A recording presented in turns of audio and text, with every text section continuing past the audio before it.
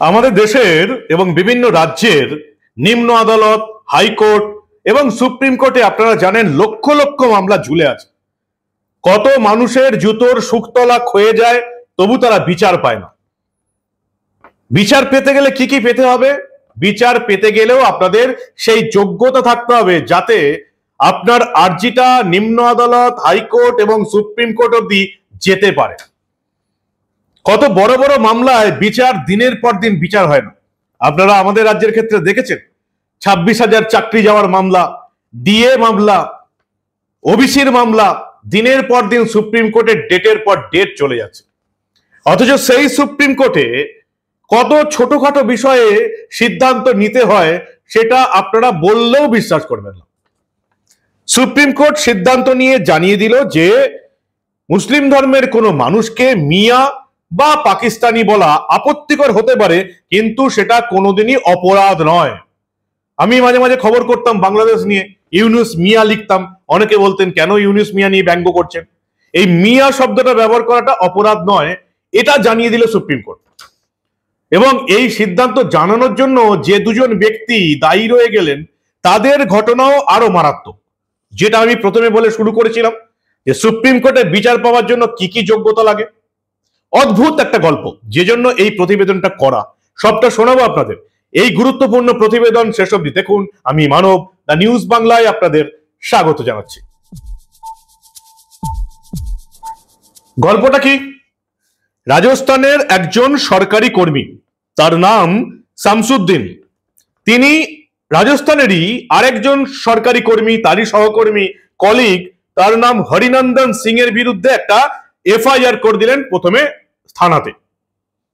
থানার এফআইআর করে কোনো ব্যবস্থা না নেওয়ার ফলে তিনি গেলেন একেবারে নিম্ন আদালতে।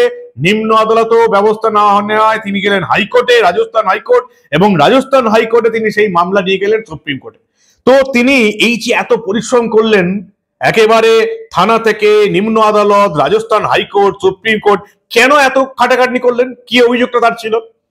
তো এই সরকারি কর্মী রাজস্থানের শামসুদ্দিন, তার অভিযোগ ছিল তারই সহকর্মী হরিনন্দন সিং নামে একজন ব্যক্তির বিরুদ্ধে। এবং তার অভিযোগ ছিল এই হরিনন্দন সিং তাকে মিয়া বলেছেন এবং পাকিস্তানি বলেছেন।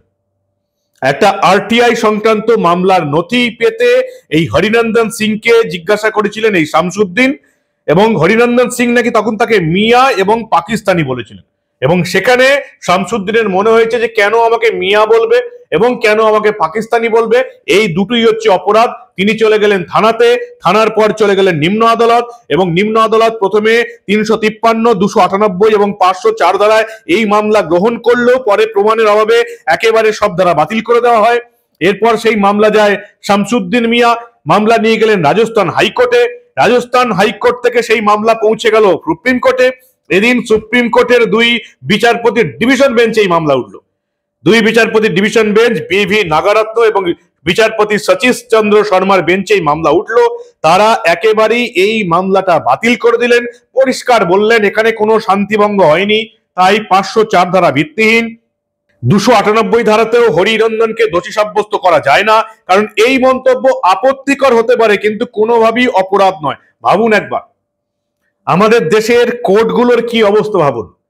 একজন হরিনন্দন সিং একজন মুসলিম সরকারি কর্মী শামসুদ্দিন মিয়াকে বলেছেন মিয়া এবং পাকিস্তানি, তার জন্য তিনি এতগুলো কোর্টে ঘুরে বেড়ালেন, শেষে চলে গেলেন সুপ্রিম কোর্টের ডিভিশন বেঞ্চে। অথচ এই সুপ্রিম কোর্টে আমাদের রাজ্যের সবগুলো মামলা এখন পেন্ডিং হয়ে গেছে। বুঝতে পারছেন, সুপ্রিম কোর্টের মামলার রায় পেতে গেলেও কিন্তু যোগ্যতা থাকা দরকার। প্রত্যেকটা ভারতবাসী সুপ্রিম কোর্টে মামলা গিয়ে রায় পাবে না। এদিন তাকে বিচারপতি বি.ভি. নাগারত্ন এবং বিচারপতি সতীশ চন্দ্র শর্মা তাকে বেকসুর খালাস করে দিলেন এই হরিনন্দন সিংকে। এই মামলা ডিসমিস করে দিলেন, বললেন যে কোনো মুসলিম ধর্মের মানুষকে মিয়া এবং পাকিস্তানি বলাটা কোনোভাবেই অপরাধ নয়, তাই কেন এইসব মামলাগুলো নিয়ে সুপ্রিম কোর্টে এসছেন। বেকসুর খালাস করে দিয়েছে হরিনন্দন সিংকে। রায় হয়ে গেল কাউকে মিয়া বা পাকিস্তানি বলা আপত্তিকর হতে পারে, কিন্তু তা কখনোই অপরাধ নয়। মামলার পরিপ্রেক্ষিতে মঙ্গলবার এমনটাই জানালো সুপ্রিম কোর্ট। সংবিধানে 298 ধারা উল্লেখ করে অভিযুক্তকে এদিন বেকসুর খালাস করে দিয়েছে বিচারপতি বি.ভি. নাগারত্ন এবং বিচারপতি সতীশ চন্দ্র শর্মার বেঞ্চ। কিন্তু কেউ কখনো এটা নিয়ে কি মামলা করতে যাবে যে হিন্দু ধর্মের কোনো মানুষকে কাফের কেন বলা হবে, কাফের বলা যাবে না, এটাও অপরাধ। এই মামলাটা কবে হিন্দু ধর্মের কোনো মানুষ করবে, সুপ্রিম কোর্ট অব্দি যাবে, সেটাই দেখার জন্য আমি বসে আছি। যদি মিয়া বলার জন্য শামসুদ্দিন রাজস্থানের সরকারি কর্মী থানা, নিম্ন আদালত, রাজস্থান হাইকোর্ট হয়ে সুপ্রিম কোর্টের ডিভিশন বেঞ্চে চলে যেতে পারেন, তাহলে হিন্দু ধর্মের কোনো মানুষ তাকে যদি কেউ কাফের বলে, তিনি কবে সুপ্রিম কোর্টে যাবেন সেটাই এখন দেখার। ভাবতে পারছেন এই মুহূর্তে আমাদের দেশের পরিস্থিতিটা কি? যে কেউ যদি অর্থবল থাকে তাহলে যে কোনো কোর্টে, এমনকি সুপ্রিম কোর্টের ডিভিশন বেঞ্চে গিয়েও মামলার রায় আনতে পারে বা মামলা লড়তে পারে।